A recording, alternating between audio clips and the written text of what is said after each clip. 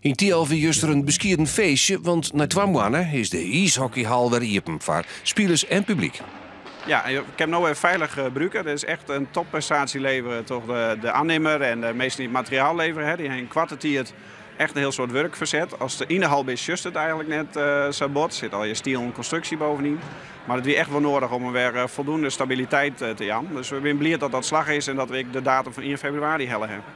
De Flyers binnen blij dat ze weer thuis binnen. Tegelijk zullen ze het al leden oprinnen en moeten ze constateren dat de ijshal qua bezetting zien het maximum oorint.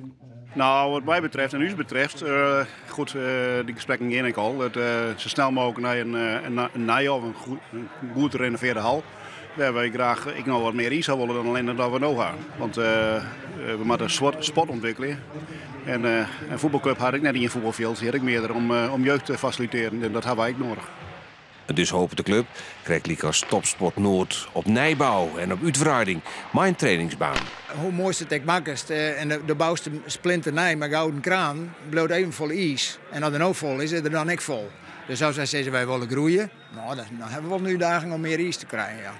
Dat kan natuurlijk op verschillende manieren. We gaan in Ljouwert een prachtige ijsbaan. Maar ik denk toch dat ze hem in je neerrichten maar voor topsport en talentontwikkeling en in je voor breedte sport. Misschien maar we het op die manier oplossen. Ambitieuze plan die het net alleen nog geld kost, maar ik geduld. Nou ja, ik denk dat we voor de plannenmakerij al snel nog een jaar nodig hebben. En dan dat moet ik aanbesteed worden, dat soort processen. Maar eerst met echt een goed plan komen, met een goede investeringsraming en een goede business case voor hoe die straks gebruikt wordt. En dan nog besluitvorming uiteraard bij u in de gemeente, maar ook in de Provinciale Staten.